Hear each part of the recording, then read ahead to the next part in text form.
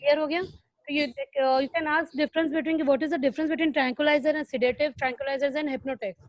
ये सारी चीजें क्योंकि सबको एक ही काम होता है, दे आर एंटी डिप्रेसेंट, सबसे पहले की बात है। और एंटी डिप्रेसेंट इसलिए बोलते हैं क्योंकि ये डिप्रेस करता है। किस चीज को डिप्रेस करता है?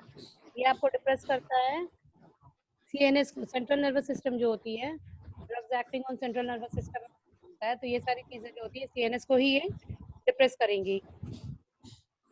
क्लियर?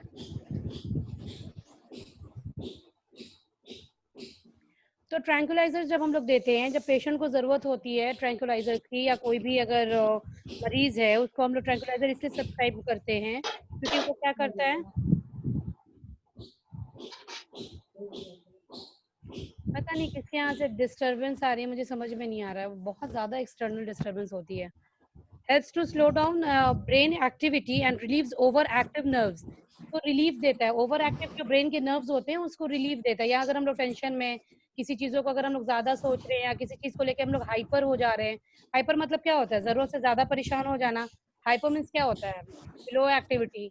तो वही चीज़ होती है कि अगर हमारी ब्रेन एक्टिविटी अगर बहुत ज़्यादा हाइपर है, तो उस चीज़ को रिलैक्स करने के लिए what we use tranquillisers. Clear? Cooker की सीटी बज रही। A medicinal drug taken to reduce tension और एंजाइटी। जैसे मुझे सुनाई दे रहा है कि बाकियों को भी सुनाई दे रहा है?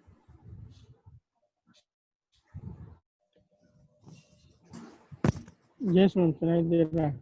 दे रहा है ना? जी। तो मोस्ट ऑफ द जो इस कैटेगरी में जो दवा आएगी, ट्रैंकुलाइजर्स जो दवा आएगी, मैंने आपको पहले भी बताया कि ये क्या होगा, ये सीएनएस डिप्रेसेंट होगा, इन द सेंस कि सेंट्रल नर्वस सिस्टम के जो ये रहेंगे उसको वो डिप्रेस करेगा। ठीक है? और ये बॉडी के भी वाइटल फंक्शंस को स्लो डाउन करता है, क्योंकि ये ब्रेन के फंक्शंस को जब स्लो डाउन करेगा तो ये बॉडी के भी फंक्शंस को स्लो डाउन करता है।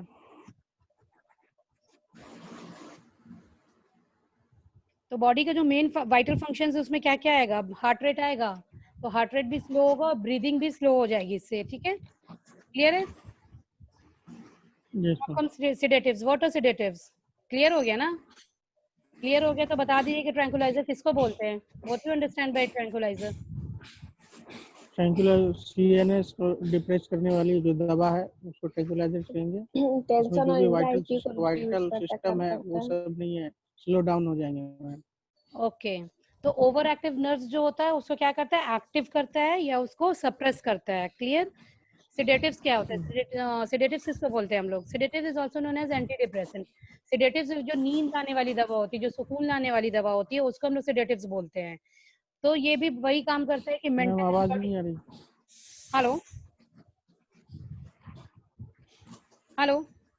आवाज मैम रुक रुक के आ रही। ओके, अभी आ रही है?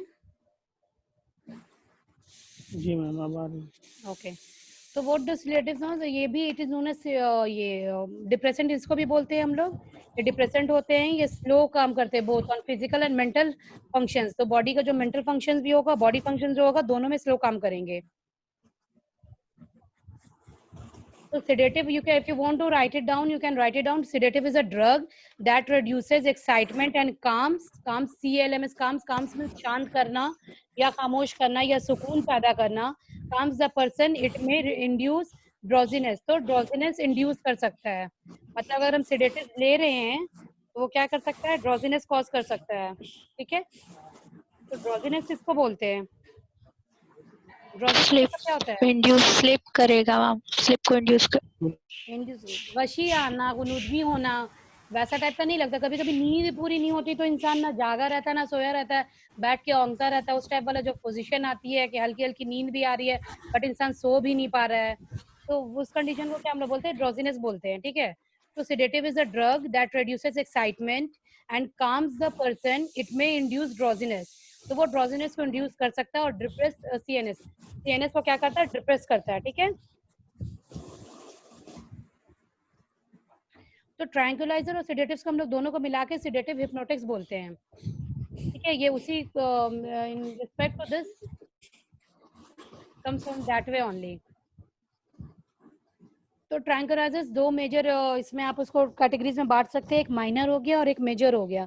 माइनर में वही होते हैं एंटी डिप्रेसेंट जो दवा हम लोग, एंटी एंग्जाइटिक एजेंट जो होंगे, एंटी एंग्जाइटिक जो हम लोग दवा यूज करते हैं। एंग्जाइटी किसको बोलते हैं? टेंशन को बोलते हैं, फिक्र को बोलते हैं। जब इंसान बहुत गौर फिक्र में लगा रहता है, जरूरत से ज्यादा सोच लेता है, if you think more than that, कि आप बहुत ज्यादा उस चीज से टेंस्ड हो रहे हैं, तो एंग्जाइटी उसी चीज को बोलते हैं ना, the things which gets on your nerves. Getting on your nerves का क्या मतलब होता है? कि जो आपके नर्वस सिस्टम पे आपको इफेक्ट कर रहा हो, ऐसी चीज जो आपको बहुत ज्यादा मतलब कि इफेक्ट करता हो your day to day life, that is called anxiety. सोचना अच्छी बात होती है, लेकिन जरूरत से ज्यादा अगर हम लोग सोचते हैं तो साइकोलॉजिकल एक टर्म होता है जो जो हम लोग बोलते हैं एंग्जाइटी, बोलते हैं कि एंग्जाइटी डिसऑर्डर है। तो इसका क्या मतलब होता है? एंग्जाइटी से बहुत सारे डिसऑर्डर रिलेटेड होते हैं। सोचते सोचते if you a person can get a panic attack, अगर ऐसा नहीं हुआ तो क्या होगा, ऐसा हुआ तो क्या होगा। बहुत सारे लोग हैं जो लोग अभी भी लगता है कि there are different types of people जो जिनको लगता है, जैसे अभी बहुत सारे लोग कोरोना टाइम में जाएंगे तो दे विल हैव, इतने सारे लोगों को एक साथ मार्केट में देखेंगे, they will start having panic attack, इतने सारे लोग हैं, सोशल गैदरिंग नहीं है, मुझे हो सकता है, मुझे डर लग रहा है। तो वो सब क्या होता है? It makes you hyper. तो that is known as anxiety and tension. ठीक है, टेंशन उसी को बोलते हैं। क्लियर? आजकल तो कॉमन है, टेंशन हर किसी के पास होगा। जिसके पास टेंशन नहीं भी होगा उसको ये लगता होगा कि उसके पास कोई टेंशन नहीं है, वरना बिला जरूरत की टेंशन तो सबके पास होती ही होती है। ठीक है, तो सर्टेन अमाउंट ऑफ जी टेंशन ऐसे होते हैं जिसमें हम लोगों को दवा देके उस चीज को सबसाइड करना पड़ता है। सबसाइड करना मतलब खत्म करना पड़ता है या उस चीज को कम करना पड़ता है। कि कोई इंसान बहुत ज्यादा बेचैन है, अब उसको टेंशन से नींद नहीं आ रही है, तो सर्टेन लेवल ऑफ टेंशन, सबको अपने अपना अमाउंट ऑफ टेंशन अपने अपने होते हैं, सबकी एंजाइटीज अपनी अपनी होती है, depending upon the person situation, उसकी सिचुएशन कैसी है, उसकी कंडीशन कैसी है, उसके आसपास का सोशल इन्वायरमेंट कैसा है, तो वो सारी चीजें बहुत सारी हेल्प होती है। ठीक है, तो वही चीज है। तो कभी कभी होता है कि ये चीज जब बहुत ज्यादा हो जाती है, then we need to take sedatives और then we need to take tranquilisers. तो वही मेजर कैटेगरी है, उसमें दो होते हैं। एक माइनर कैटेगरी होता है जिसको इंसान हल्का फुल्का एंटी डिप्रेसेंट दिया या दवा दिया, रिलैक्सेशन के लिए दवा दिया, तो पेशेंट रिलैक्स हो गया, उसके बाद वो आराम से सो रहा है, उसका तकलीफ उसकी कम है, सोच फिक्र वो थोड़ा कम कर रहा है। लेकिन कुछ कुछ ऐसे सीवियर ये होते हैं, जैसे सिजोफ्रेनिक हो गए। तो सिजोफ्रेनिया में क्या होता है? मेंटल डिसऑर्डर है वो। तो बहुत सारे मेंटल डिसऑर्डर्स होते हैं, तो वो सब मेजर टाइप के डिसऑर्डर्स होते हैं, मेंटल डिसऑर्डर्स होते हैं। सिजोफ्रेनिक पेशेंट क्या होता है? वो आपस में ही अपने आप से बात करने लगते हैं। ठीक है, they start pretending as if कि वही एक मतलब भगवान है, या बोलिए कि उनको लगता है कि he is the super power of this world. तो कुछ अलग ही लेवल पे वो लोग जाते हैं, they keep on talking on themselves, जिसको इंसान आम कॉमन लफ्ज में बोलता है कि पागल हो क्या जी। तो पर पागल वाली वो बात नहीं होती है। पागल वाली कैफियत एकदम जो सीरियस होता है इंसान, क्या होता है? वो अपने आप से बात करने लगेगा, ये not, he will be disoriented. जो भी आपका आसपास का जो कंडीशन होता है उससे वो डिसओरिएंटेड हो जाता है। ठीक है, तो डिसओरिएंटेशन का क्या मतलब होगा? अकॉर्डिंग टू द थिंग्स वो काम नहीं करेगा अकॉर्डिंग टू द सोसाइटी। जैसे अभी हम लोग क्या कर रहे हैं, हम पढ़ा रहे हैं, आप लोग पढ़ रहे हैं, I am giving online classes and you are taking that classes, तो you are oriented according to your situation. लेकिन कोई एक एबनॉर्मल इंसान होगा या कोई साइकोपैथ होगा, तो वो क्या करेगा?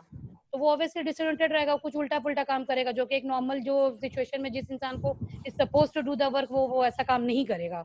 क्लियर है?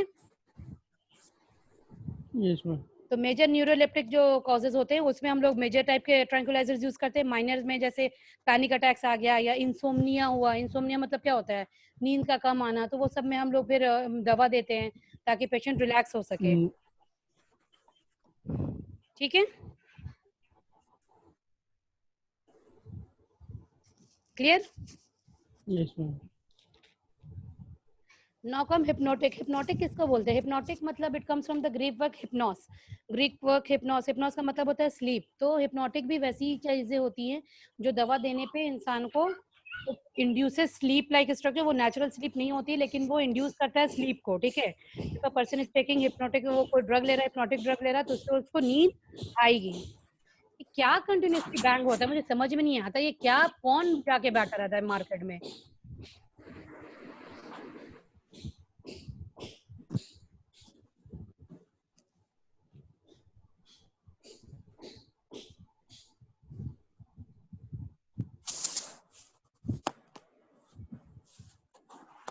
मेहमाज परवीन, ये आपके तरफ से इतने साउंड आ रहे हैं? कहाँ से इतना आवाज आती है?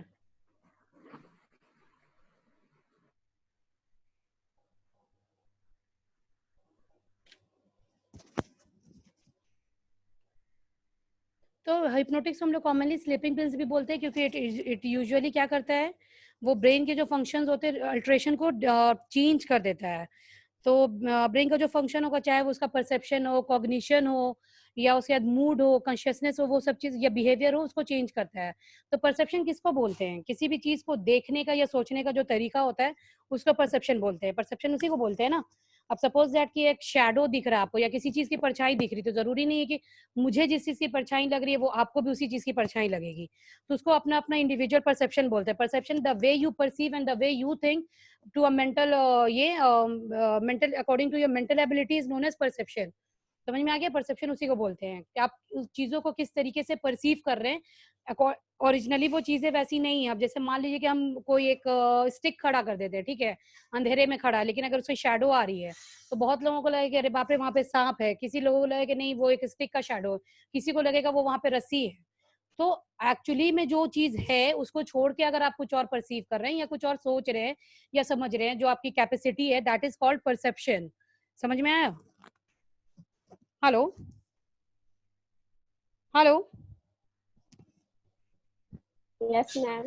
यस मैं मैम। कनेक्टेड हूँ, मुझे लग रहा है कि मैं म्यूटली ऐसे ही बोल रही हूँ। ज़्यादा ही शांति नो कभी-कभी हो मैम, हम जाती लोग है। सुन रहे हैं। सुन रहे हैं ना? तो actually I have done psychology, तो इसलिए मुझे ये सारे टर्म्स बहुत अच्छे से पता है। बिफोर डूइंग माय बीयूएमएस मैंने पहले साइकोलॉजी ऑनर्स किया था, जहाँ पे मैंने ये सारी चीज़ें पढ़ी थी। तो वो समझ में नहीं आता कि लाइफ में आप कुछ भी पढ़िए तो वो कहाँ कब कैसे काम आता है। मुझे भी लग रहा था कि मैंने साइकोलॉजी पढ़ा क्यों, जब मुझे कभी कोई काम ही नहीं आएगा। तो मुझे आज पता चल रहा है कि वो कहाँ पे काम आता है। तो परसेप्शन उसी चीज़ को बोलते हैं कि हाउ यू थिंक और how you perceive the things, आप कैसे किसी चीज़ को लेते हैं, ठीक है? Irrespective of the real situation चाहे जो भी हो, आपका परसेप्शन क्या कहलाता है। इसलिए मोस्ट ऑफ लोग क्या बोलते हैं कि तुम्हारा परसेप्शन क्या है इस बारे में। सपोज दैट जैसे हम लोग बोलेंगे, जैसे आप लोगों का क्लैश हो जाता है कभी-कभी, इस टाइम क्लास नहीं लेना है क्योंकि आपका सिचुएशन अलग होती है, डिफरेंट होती है, आपका परसेप्शन किसी भी चीज़ को लेके दूसरा होगा, अलग होगा। जैसे कि मर्सी किलिंग है। मर्सी किलिंग एक टॉपिक होती है कि किसी इंसान को वो अगर जी रहा है, वो अपने हेल्थ के साथ जी रहा है, तो उसको मारना चाहिए कि नहीं मारना चाहिए। अगर मैं इस पे एक डिबेट करूँगी तो आप लोग सबका मुझे लग रहा है कि ओपिनियन अलग ही अलग होगा। मोस्टली सबका होगा कि हाँ मैम वो ऐसे जी के क्या करेगा, उसको खत्म हो जाना, इट्स बेटर कि हम लोग उसको मतलब कि उस लाइफ उसका नहीं जीना चाहिए उसको। कितने लोगों को होगा नहीं, अल्लाह की दी हुई लाइफ है, उसको जीना चाहिए। तो ये आपका this is called your own perception, ये आपका अपना। क्यों ये परसेप्शन कहाँ से आते हैं? आपके एक्सपीरियंस से आता है। कहाँ से आएगा? आपके एक्सपीरियंस से, आपके अकॉर्डिंग टू एज, आपके सिचुएशन से। तो ऑब्वियसली सबके अपना अपना इन्वायरमेंट अलग होता है, सबका बैकग्राउंड अलग होता है, सबके सिचुएशंस अलग होते हैं। जरूरी नहीं है कि जिस सिचुएशन में आप जैसा रिएक्ट कीजिए मैं भी वैसे ही रिएक्ट करूँ, ऐसा नहीं है। तो दीज आर थिंग्स, ये कॉग्निशन जिसको बोलते हैं। कॉग्निशन किसको बोलते हैं? Capacity, mental capacity for a person to think. तो कैसे हम सोच रहे हैं कि और अपने एक्सपीरियंसेस पे हम कैसा कोई सिचुएशन को हैंडल कर पा रहे हैं, that is called as cognitive power. ठीक है?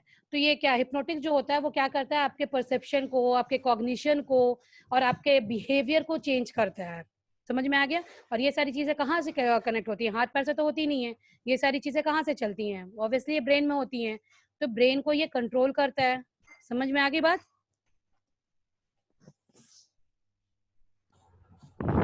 Yes ma'am.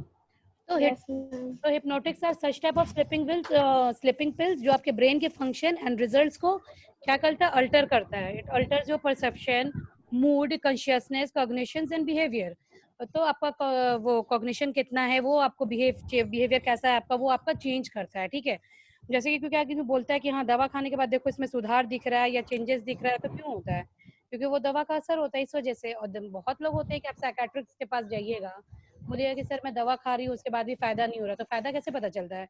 कि नहीं भाई वैसे ही दिन भर बक बक कर रहा था, अभी भी वैसे ही बक करता रहता है, पागल था तो अभी भी वैसे ही पागल है, ठीक नहीं हुआ है।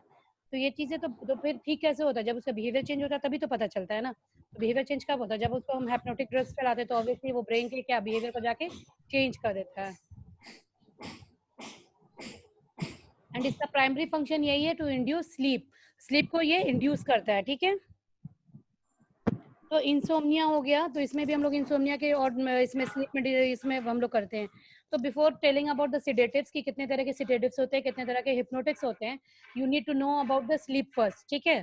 जैसे कि आपको कॉन्ट्रासेप्शन पढ़ने से पहले आपको बेसिक क्लियर होना चाहिए था, मेंस्ट्रुअल साइकिल क्या होती है, वैसे ही आपको इसमें भी पढ़ने से पहले आपको अपने स्लीप के बारे में क्लियर करना पड़ेगा कि कितने तरीके के स्लीप होते हैं and how does sleep disturbs.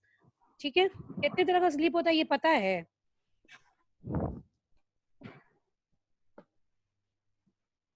Okay ठीक है। No Aryan ma'am. का नाम सुना है? नहीं पता है? ठीक है। कम से कम आपने ये तो बोला कि नहीं पता है, कुछ तो बोला, ठीक किया जो नहीं बोला। आरईएम का नाम सुना है? Ashabi Afnan, you never interact in my classes, क्यों आपको समझ में नहीं आता है या आप बोलना नहीं चाहती हैं? कभी कभी तो बोलती हूँ मैम। अच्छा बोलती हैं, नहीं, ओके ठीक है, एक्टिव रहती हैं आप, सही है। तो आरईएम का नाम सुना है कि नहीं? Rapid eye movement. और नॉन आरईएम का नाम सुना है? Non rapid eye movement. नहीं सुना तो सुन लीजिए, यही दो तरह के स्लिप होते हैं, ठीक है। जब सोने की कैटेगरी को अगर हम बांटेंगे कि आप किस मैम तरह से सो रहे हैं, क्या आवाज नहीं आ रही है मैम। ठीक है, हेलो। हेलो, हाँ अभी है क्लियर? कर रही है मैम। ओके, अभी मैं कुछ बोल ही नहीं रही हूँ तो इसलिए कटेगी भी नहीं आवाज। अभी क्लियर है? हेलो। हाँ, am I audible? Is it clear? Yes ma'am, अब आ मैम रही है। आ रही है आवाज। अभी आ रही है? ओके, जी। रोशन जी।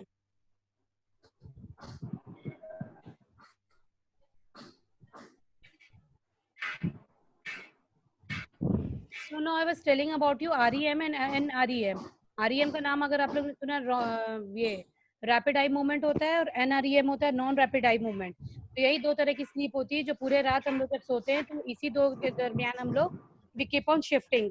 थोड़ी देर के लिए आपको REM होगा, थोड़ी देर के लिए आपको नॉन REM होगा, ठीक है। तो कभी कभी आपका रैपिड आई मूवमेंट जाएगा, फिर नॉन रैपिड आई मूवमेंट जाएगा, फिर रैपिड आई मूवमेंट जाएगा, फिर नॉन। तो इस तरह के साइकिल्स चलते हैं, ठीक है।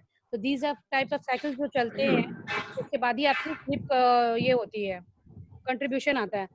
समझ में आया? एक नॉर्मल स्लीप के लिए हम लोगों को कितना घंटा चाहिए होता है? इट इज सेट 6 to, अगर आप हेल्दी स्लीप चाहते हैं या 6 to 8 hours। तो कितना होता है? 7 to 8 hours of sleep is considered as a normal healthy sleep, कि इतना देर आपको जैसे कम मैम सोना जो चाहिए। ओंगते हैं उसमें बैठे हुए हैं। तो ओंगते हैं, हेलो, आवाज आ रही मैम? हाँ अभी आ रही है, बोलिए।